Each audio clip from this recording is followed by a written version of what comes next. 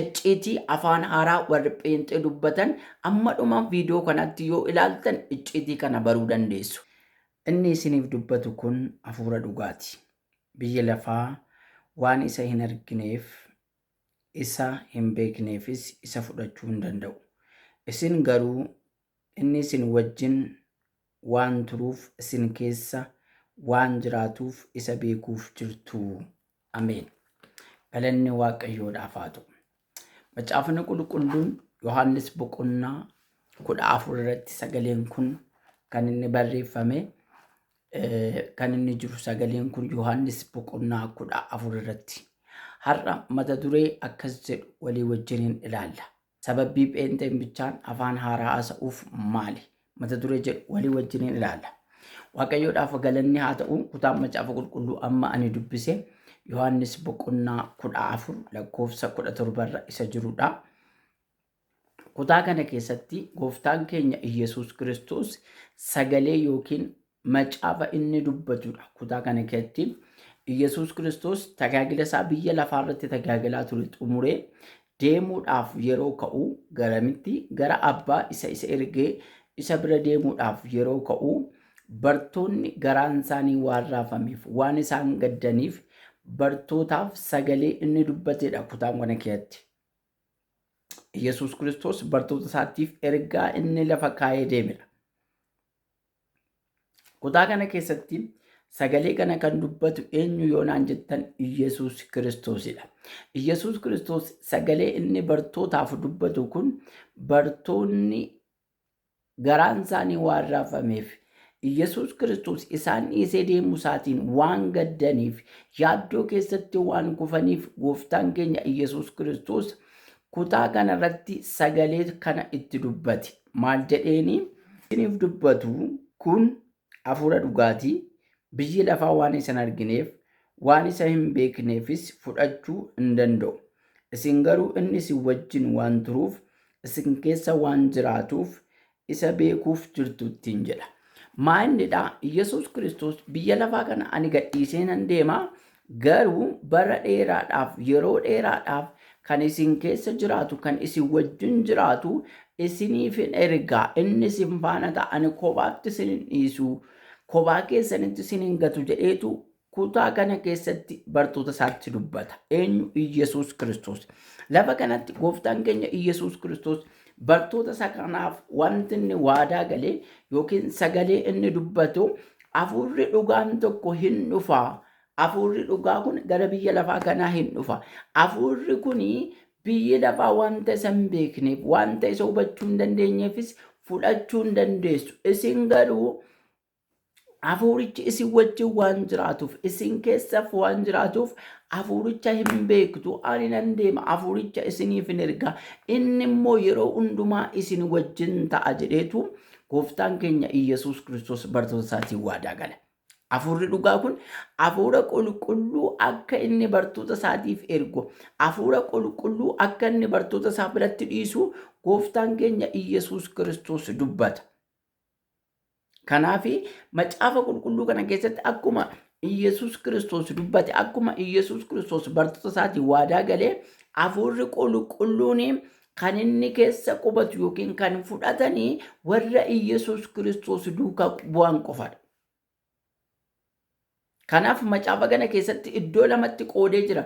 Tokko biyya lafaa duukaa bu'anii warri jiranii hafuura qulqulluu kana hin beekanii, hafuura qulqulluu kana waan hin beekneef isa fudhachuu hin danda'an ittiin jedha.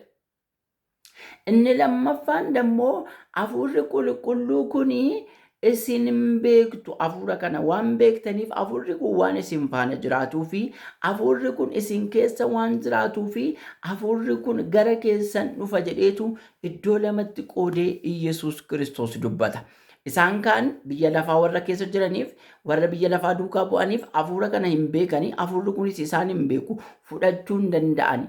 Bartuu Iyyasuus warra ta'an, warri Iyyasuus duukaa bu'an, warri Iyyasuusitti amananii jiran hafuura kana waan beekaniif, hafuurri kunis isaan faana waan jiraatuu fi hafuurri kunis keessa isaanii waan jiraatuuf hafuuricha fudhachuu dandeessu sin jedheetu iddoo lamatti qoodee gooftaan keenya Iyyasuus Kiristoos dubbata. Waaqayyoodhaaf galanni haa ta'u. Kanaaf hafuurri qulqulluu kan fudhatan eenyudha? Bartuu Iyyasuus Kiristoos warra ta'an, warra Iyyasuus Kiristoositti amanan, warra Iyyasuus Kiristoos duukaa bu'an isaan dhugaa kuni hafuura qulqulluu kana fudhatu. Hafuurri qulqulluu kun isaan keessa jiraata, isaan faanas jiraata. Isaan hafuura qulqulluu kana beekanii wajjin jiraatu. Warri biyya lafaa hafuura qulqulluu kana waan hin beekneef hafuura qulqulluu kana fudhachuu hin danda'an ittiin jedha Yesuus. Kanaafi hafuurri qulqulluun kan inni kennameef, kan inni keessa jiraatu warri fudhatan warra bartuu Iyyasuus Kiristoos ta'an qofadha. Warri duuka buutuu Iyyasuus Kiristoos yookiin Iyyasuusitti amananii warra jiran qofatu hafuura qulqulluu kana fudhata. Hafuurri qulqulluu kun isaan keessa qofa jiraata. Isaan wajjin qofa jiraata. Kanaaf namni hafuura qulqulluu kana gara keessa isaatti fudhatu eenyuun hafuurri qulqulluu eenyuun faana jiraata yoo jettanii nama Iyyasuus Kiristoositti amane yookiin bartuu Iyyasuus nama ta'e qofadha. Waaqayyoodhaaf galanni haa ta'u. Akka macaafa qulqulluutti ergaa Qorontos duraa boqonnaa 12 akkasumas boqonnaa 13 irratti waa'ee kennaawwan hafuura qulqulluu namaa kennu akkas jechuun inni Iyyasuusiin ergamee biyya lafaa keessa dhufee bartuun Iyyasuus Kiristoos qofti fudhatu kuni hafuurri kun kennaa garaagaraa akka inni namaaf kennu kutaa macaafa qulqulluu kana keessatti dubbata. Ispeeshaalii ergaa Qorontos duraa boqonnaa 12 irratti hafuurri kuni akka jaalala isaa fi akka fedha isaatti namaaf kennaa garaagaraa akka inni kennu macaafni qulqulluun dubbata. Ergaa Qorontos duraa boqonnaa 12 lakkoofsa 7 akkas jedha. Karaan kennaa hafuuraa adduma addaan nama keessaa mul'atu hundumaaf bu'aa akka ta'uuf kenname. Isa tokkoof ogummaadhaan dubbachuutu kenname. Kaaniif immoo beekumsaan barsiisuutu hafuuruma sanaan kenname. Isa kaaniif amantiitu hafuuruma sanaan kenname. Isa kaaniif immoo kennaa warra dhukkubsatan fayyisuutu hafuuruma tokkicha sanaan kennameef. Isa kaaniif dinqii hojjechuutu, isa kaaniif raajii dubbachuutu, isa kaaniif hafuurota gargar baasee beekuutu, isa kaaniif afaan hin beekamne dubbachuutu, isa kaaniif afaan hin beekamne sana hiikuutu kenname. Hafuurri innumti tokkichi suni hojii kana hundumaa hojjetamuudhaaf hin ga'a. Inni akka jaalala isaatti tokkoon namaaf kennaa addaan hin hira jedha. Waaqayyoodhaaf galanni haa ta'u. Macaafa qulqulluu kana keessatti kan inni adda baasee dubbatu kennaawwan hafuura qulqulluu yookiin kennaa hafuurri qulqulluu kun dhala namaatiif laatu. Kennaa hafuurri qulqulluu kun warra isatti amananiif kennuudha dubbata. Isa Iyyasuus Kiristoos waadaa galee hojii ergamootaa boqonnaa 2 irratti bartoota irratti gadi bu'e suni hafuurri inni Iyyasuus Kiristoos Yohaannis boqonnaa 14 irratti waadaa gale kun hojii ergamootaa boqonnaa 2 irratti bu'e kuni kennaa garaagaraa akka namaaf kennu macaafni qulqulluun dubbata. Isa kana keessaa kennaan inni tokko kennaa afaan haaraa dubbachuu jedha. Kennaawwan kuni kennaawwan hedduutu jiru. Kennaa hafuurri qulqulluu kun akka jaallateef akka fedha isaatti namaaf kennu. Isaan kana keessaa afaan haaraa dubbachuun isa tokkodha. Namni yoo hafuura qulqulluu fudhate malee afaan haaraa argachuu hin danda'u. Sababbiin isaa afaan haaraa jechuun, afaan haaraa hiikuu jechuun, ogummaadhaan barsiisuu jechuun, beekumsaan barsiisuu jechuun, amantiidhaan jechuun, kennaa dhukkubsataa fayyisuu argachuudhaaf, dinqii hojjechuudhaaf, raajii dubbachuudhaaf hafuura qulqulluu qabaachuutu nurra jiraata. Namni dirqama kennaawwan hafuura qulqulluu kana fudhachuu isaatiin dura hafuura qulqulluu kana of keessaa qabaachuu qaba. Namni hafuura qulqulluu qabaachuuf immoo bartuu Iyyasuus ta'uutu irra jiraata. Kanaaf afaan haaraa kennaa hafuurri qulqulluu namaa kennu keessaa isa tokkodha. Afaan haaraa hiikuun kan biraati. Raajii dubbachuun kan biraati. Kennaa dhukkubsattoota fayyisuun kan biraati. Kennaa amantii qabaachuun kan biraati. Kennaa ogummaadhaan barsiisuun, ogummaadhaan dubbachuun kennaa biraati. Kennaaleen kun kennaa Hafuurri Qulqulluu namootaaf akka fedhaaf jaalala isaatti hiruu. Hafuurichi garuu tokkicha. Hafuuruma tokkicha kanatu kennaa garaagaraa kana eenyuuf hiraa? Namootaaf hira, amantootaaf hira. Kan inni hiruuf immoo warra keessa isaanii jiraatuuf qofaaf. Namoonni kennaa kana fudhachuudhaaf dirqama maal gochuu qabu? Duuka buutuu dhugaa ta'uu qabu. Iyesuus Kiristoositti amanuu qabu. Namoota duuka buutuu dhugaa yookiin amantoota sirrii ta'aniif kennaan kun kenna. Kanaaf namni afaan haaraa dubbachuudhaaf dirqama Hafuura Qulqulluu qabaachuu qaba. Hafuura Qulqulluu qabaachuuf immoo dirqama duuka buutuu dhugaa yookiin duuka buutuu Yesuus Kiristoos ta'uu qaba. Sababbiinsaa Hafuura Qulqulluu Iyesuus Kiristoos biyya lafaa kanarra tajaajila qabu xumuree yeroo biyya lafaa kanarraa deemu kan inni bartoota isaatiif waadaa gale kennaa addaati. Kennaan kun hojii ergamootaa boqonnaa 2 irratti dhufee jira. Hamma namoonni Iyesuus Kiristoositti amanan hafuura kana of keessaa qabu. Kennaan kun immoo kan isaan argatanii namoota hafuurri kun keessa jiru qofaafidha. Kanaaf kennaan addaa kun afaan haaraa dubbachuu. Afaan haaraa kana dubbachuudhaaf namni inni kun milikkita duuka buutuu Iyesuus Kiristoosidha. Kanaaf namoonni baay'ee yoo argitanii yeroo nuti afaan haaraa asoofnu afaan haaraa keenyatti hinaasa'u yookiin muudii irratti qabatu wanta hin taane irratti dubbatu. Sababbiinsaa hin beekan waan ta'eef. Hafuura Qulqulluu namni hin beekne afaan haaraa argachuu hin qabu. Afaan haaraa kan namaaf kennu maal Hafuura Qulqulluuti. Isaan kun kennaa Hafuura Qulqulluu jedhama. Namni kennaa Hafuura Qulqulluu fudhachuutiin dura Hafuura Qulqulluu qabaachuu qaba. Hafuura Qulqulluu qabaachuudhaaf immoo namni duuka buutuu Iyesuus Kiristoos ta'uu irra jiraata. Kanaaf namni Hafuura Qulqulluu fudhatu nama duuka buutuu dhugaa ta'e, nama duuka buutuu sirrii ta'e qofatu afaan haaraa argachuu yookiin lissaana dubbachuu danda'a jechuudha. Maarqos boqonnaa 16. Maarqos boqonnaa 16. Lakkoofsa 17 irratti macaafni qulqulluun waa'ee kennaawwan Hafuura Qulqulluu akkas jedhee dubbata. Waaqayyoof galanni haa ta'u. Maarqos boqonnaa 16.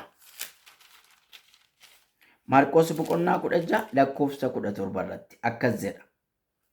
Warri anatti amanan birattis milikkitoonni kun in argamu. Warri anatti amanan kun maqaa kootiin hafuurota hamaa hin baasu. Afaanota haaraadhaan hin dubbatu. Bofa yoo qaban yookiis waan nama ajjeesu yoo dhugan isaan hin miidhu. Harka isaaniis warra dhukkubsatan irra hin kaa'u. Isaanis hin fayyu isaaniin jedhe.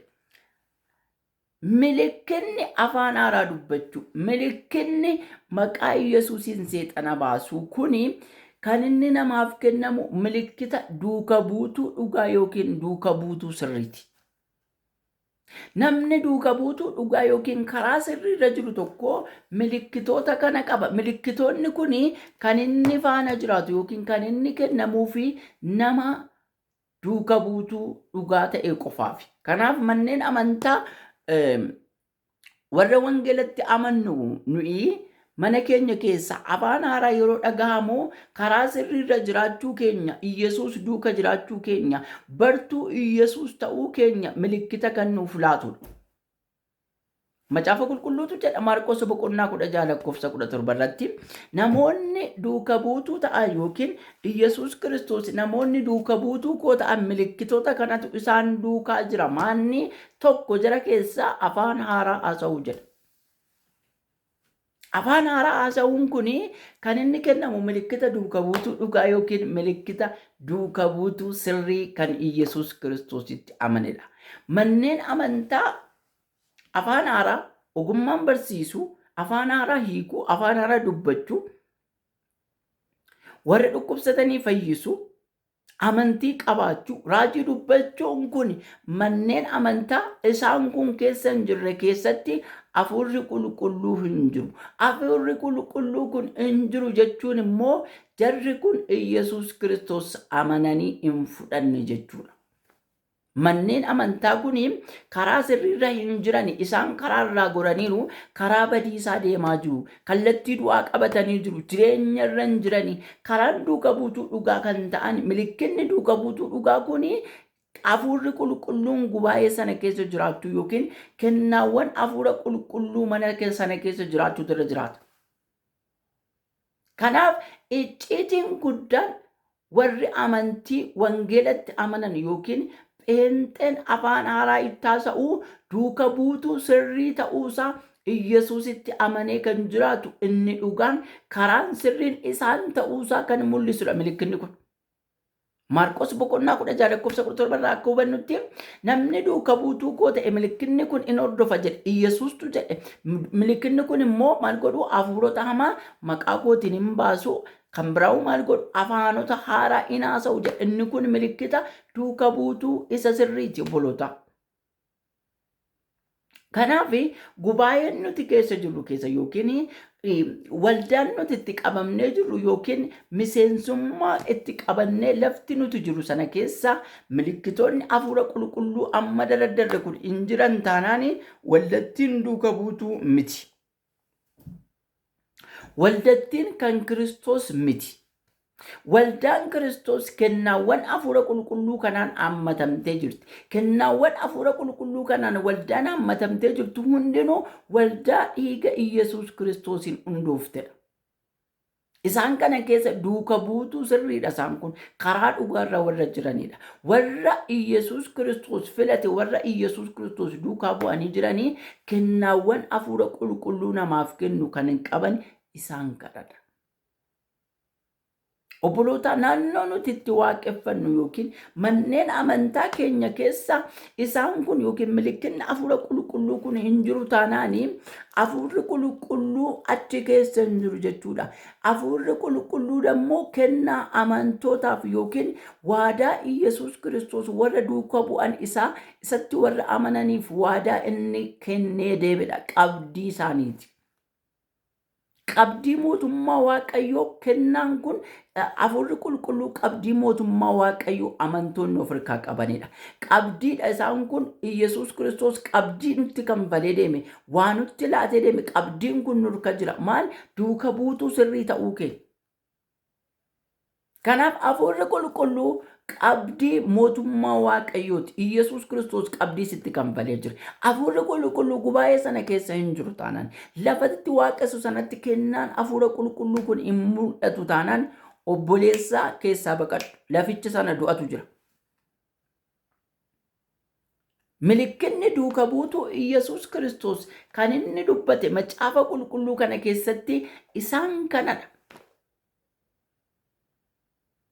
Kanaaf icciitiin guddaan warri pheenxee afaan haaraa haasa'an yookiin lissaana haasa'an inni isaan karaa sirriirra jiraachuu isaanii duuka buutuu Iyyasuus Kiristoos ta'uu isaanii kan mul'isudha. Amantaa kana keessatti hammatamtee jirta yoo ta'e, manneen amantaa ati keessa jirtu keessatti afaan haaraa haasa'amaa jira. Ati ofii kee haasa'aa jirta. Kennaawwan hafuura qulqulluu kun sirratti yookiin namoota si wajjin waaqeffatan irratti mul'achaa jira taanaan karichi karaa sirriidha. Obboleessaa hin gadhiisin, baga gammadde. Manneen ati waaqeffattu, lafa ati Waaqayyoon itti waamtu sanatti kennaan kun hin jira taanaan karichi karaa sirriidha obboleessaa. Inni kun milikkita duuka buutuu dhugaati. Kanaaf afaan haaraa icciitii pheenxeen afaan haaraa haasa'u inni guddaan maanni yoonaan jettanii duuka buutuu sirrii ta'uu isaaniiti. Sababbiinsa afaan haaraa yookiin lissaanni kennaa hafuurri qulqulluu namaaf kennudha. Hafuura qulqulluu nama qabatu kennaa hafuura qulqulluu fudhata. Hafuurri qulqulluu dammoo qabdii namoota Yesuus Kiristoos duukaa bu'anii karaa sirriirra jiraniif qabdii kan laatamedha. Qabdii kan itti kennamedha. Kanaaf namni yoo hafuura qulqulluu of keessaa qabaate duuka buutuu sirriidha. Namni yoo hafuura qulqulluu of keessaa qabaate kennaa hafuura qulqulluun isa harka jira. Kennaawwan hafuura qulqulluu ergaa Qorontos duraa boqonnaa 12 irratti tarreessine kuni isa keessa jira. Isa keessatti argama kennaawwan kun. Isaan keessaa kennaa isa tokkodha afaan haaraa dubbachuun. Afaan haaraa hiikuun immoo kennaa kan biraati. Asirratti akka hubattanii darbitan kanan barbaadu. Akka itti yaaddan kanan barbaadu. Namoonni viidiyoo kana dhaggeeffatan hundi keessan iyyuu hafuurri qulqulluu akka fedhaaf jaalala isaatti kennaa fedhe yookiin kennaa barbaade namootaaf kenna. Inni tokko raajii dubbachuu bichaa kennaa qabaachuu danda'a. Inni tokko barsiisuu bichaa kennaa qabaachuu danda'a. Inni tokko afaan haaraa dubbachuu bichaa kennaa qabaachuu danda'a. Inni tokko immoo afaan haaraa sana hiikuun bichaa kennaa qabaachuu danda'a. Inni tokko immoo dhukkubsattoota fayyisuu kennaa qabaachuu danda'a. Inni tokko hafuurota gargar baasee arguu kennaa qabaachuu danda'a. Kennaan garaagaratu jira. Kennaan kun garaagari haa ta'u malee abbaan kennaa kana hafuuruma isa tokkicha sanadha. Hafuura qulqulluutu kennaa kana hundumaa namaaf kenna. Kanaaf namni afaan haaraa hin dubbanne duuka buutu sirrii miti jechuu koo miti. Afaan haaraa dubbachuun kennaawwan hafuura qulqulluu namaa kennan keessaa isa tokkodha. Ati barsiisuu qabaachuu dandeessa. Ati ogummaadhaan dubbachuu qabaachuu dandeessa. Ati dhukkubsataa fayyisuu qabaachuu dandeessa. Tokko immoo kan raajuu qabaachuu danda'a. Tokko immoo afaan haaraa dubbatamu hiikuu qabaachuu danda'a. Tokko immoo hafuurota gargar baasee kan argu qabaachuu danda'a. Garuu manneen amantaa nuti waaqeffannu keessaa afaan haaraa kun jiraachuu qaba. Biyaansi nama tokkorra. Nama 100 taanee waaqeffanna yoo ta'e, nama 50 taanee waaqeffanna, nama 20 taanee waaqeffanna ta'e yoo ta'e hafuura kana namootan amma kana keessa hafuurri qulqulluu nama tokkoof jaallatee afaan haaraa dubbachuu kennuu danda'a. Afaan haaraa hiikuu kennuu danda'a. Sababbiinsa namni gaafa afaan haaraa dubbatu icciitii Waaqayyoo wajjiniin haasa'a waan ta'eef. Kanaaf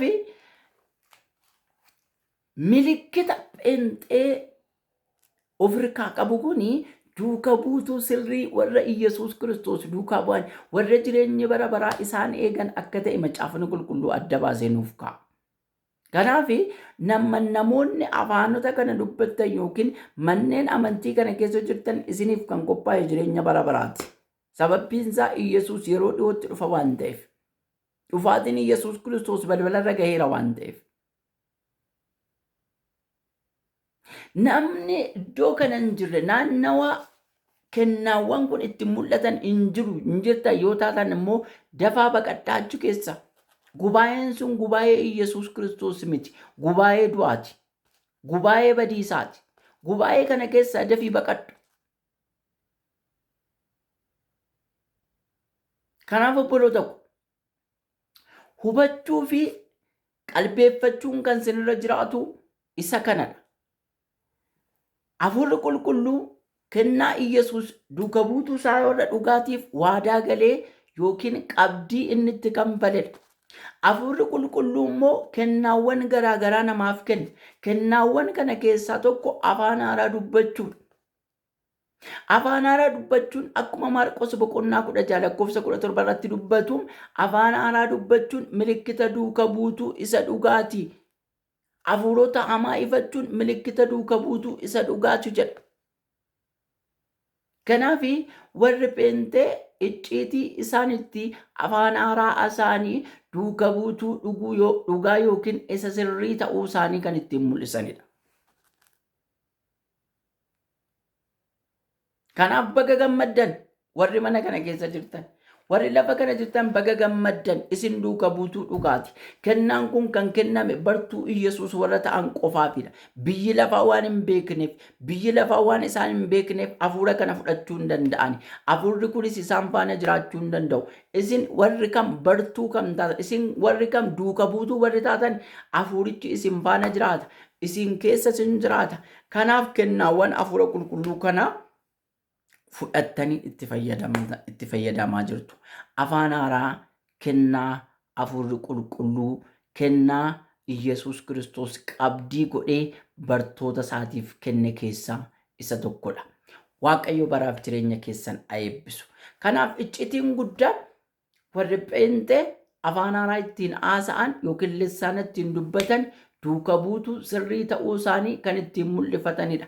Karaa sirriirra jiraachuu isaanii kan ittiin mul'ifatanidha. Karaa isaan irra deemaa jiran karaa sirrii ta'uu isaati.